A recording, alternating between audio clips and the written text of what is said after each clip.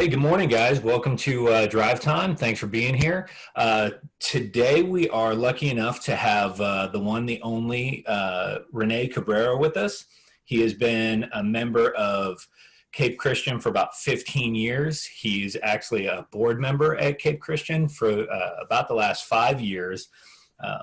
He's a husband. He's a father of two daughters.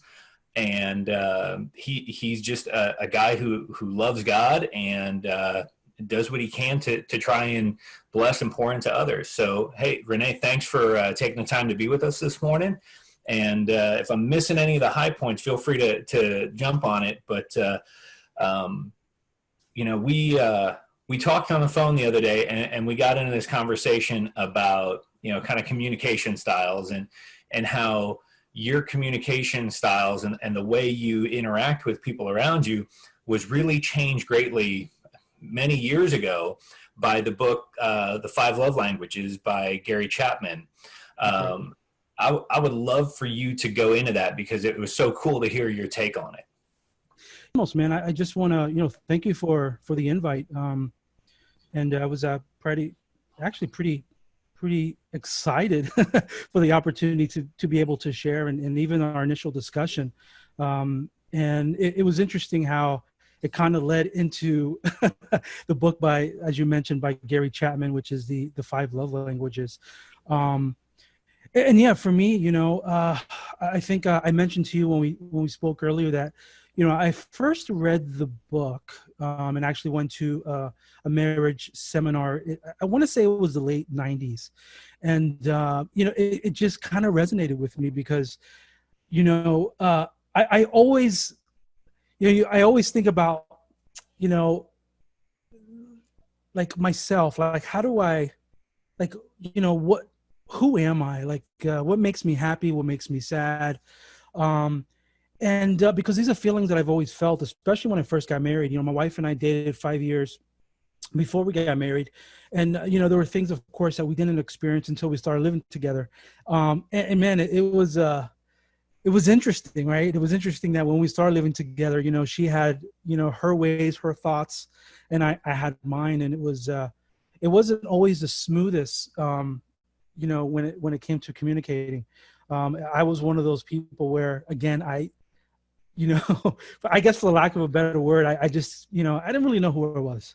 I just knew I loved this girl and I was going to try to make her the happiest girl in the world. Right. But my communication skills weren't that great. And I'm sure if you ask her, she would definitely agree with me 100% there. But what for me, when I first took the class, one thing that resonated with me, David, was do I love myself? And honestly, I don't really think I did. I always put myself down and never thought I was good enough.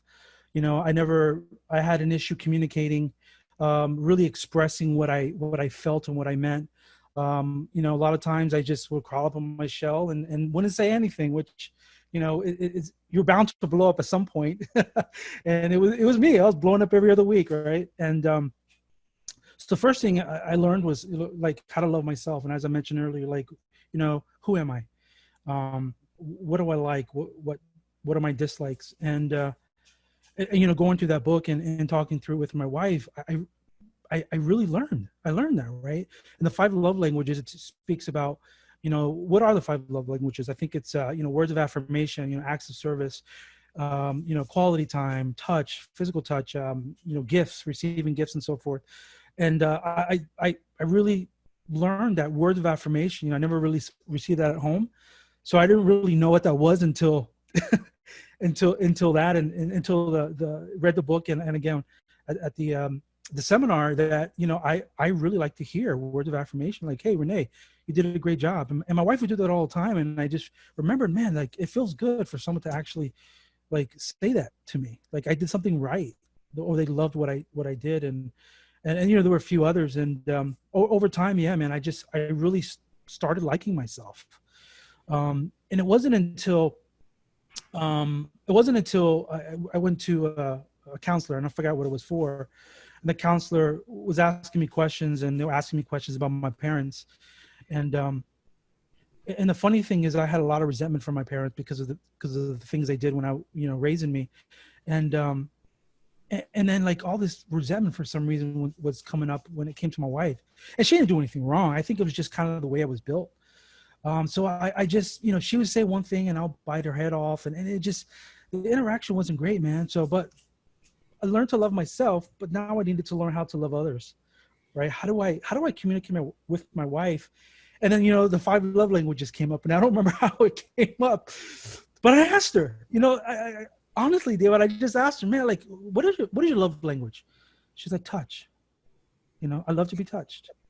And it's not so much, everybody thinks about touch as, of course, affectionate and maybe sexually as well. We're going to be completely honest, but a lot of times it's just more than that. It's just giving someone a hug when they come home, giving her a kiss, letting her know, like, I recognize that you're here, and I want you to know that I know you're here, so, and that words of affirmation. And so over the years, and again, none of this stuff happens overnight, but over the years, we just really got to know each other. And it was because of this, right? And then we had girls, and I just wasn't used to having girls. I wanted boys. We're going to field a baseball team or a soccer team. And I had 2 girls, and all that went out the window. So I've never been an affectionate person, but over the years learning, I've learned that with both of my daughters, her love language is affection, is touch, is, words of affirmation. Whereas the other one is not really a touchy person, but she loves words of affirmation. Right. So how do I navigate these waters with 2 girls on the complete, that are complete opposites? And how do I show them that I love them equally the same while treating them a little different because I have to cater to what their love language is? Dude, that was a challenge. I mean, that was a big challenge. But again, nothing happens overnight, and it's something that is learned. And I think after all these years, it becomes natural, right? You just treat them the way you treat them, and you don't really have to think about it. So, for me, that's kind of how this journey has been for me, right? And it hasn't been easy. It definitely hasn't been easy, but I've also learned how to love my parents the way they are. I've learned how to work with certain people, over the years, and work and navigate the way that, pulls the best out of them. Right. So earlier David, when I talked about learning how to love myself, learning how to love myself, I learned again what makes me happy, what makes me sad, and you kind of have to learn that about others.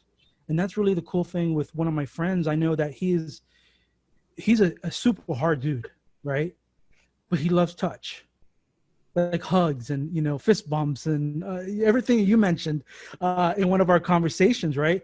But he's the hardest man you'll ever meet. I think he was in jail at one point for many years. But that is his love language, man. And I think because I understand him, he understands me. That's why we get along so well. Our friendship has lasted for this long. And I just, I try to apply this in my life, man. Dude, I'm sorry if I'm like taking over this entire conversation. No. It's great. I'm enjoying hearing you because you're touching on a couple different things.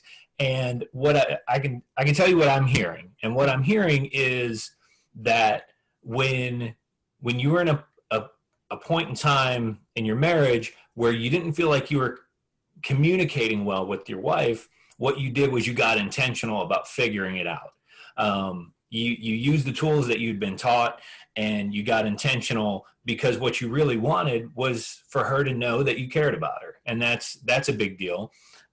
You then jumped over to your daughters, and you even said it, like, how do I show them that I love them equally while treating them differently based on their personalities?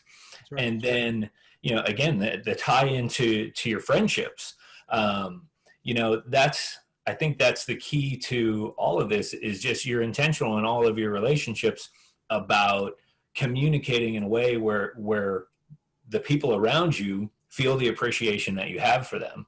So whether that's a bear hug to a guy who's as big as a bear, or just, doting on your daughter and telling her how amazing she is and, all the great things she's doing, you're conveying the exact same thought. You're doing what you were brought on the earth to do, to love and encourage other people. You're just speaking their language to them. So I think that's great. So let me ask you this. So there's going to be a guy watching this video today. Mm-hmm. He's going to hear your story and think to himself, yeah, good for him. He figured it out. Like, I don't know how to do it. So would you tell him that this book is worth the read? Oh, absolutely. Absolutely. I'll say, look, one, get the book, and two, I don't have it figured out because it's a learning process, man. Life is short, but life is long. Right. And we go through peaks, we go through valleys. There's times where, I'm just a bad listener. I don't care about anyone's love language. Right. And that's when I have to try hard. Right. That's when I have to try the hardest. And hey, sometimes this is what I learned, David, is that people's love language can change. Right. It can absolutely change. Right.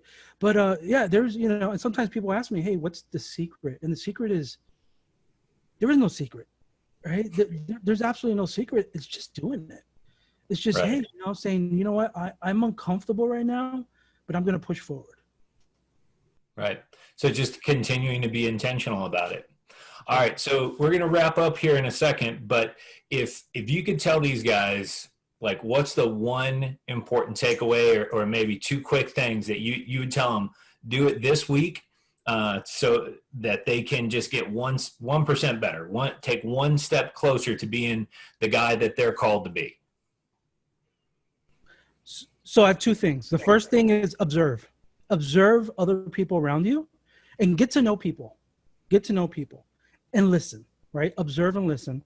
To me, those are the two basic things. If you can observe people to understand who they are, how they work, and then listen, I think you could definitely make some progress in a week, whether it's with your wife, your family, or your friends.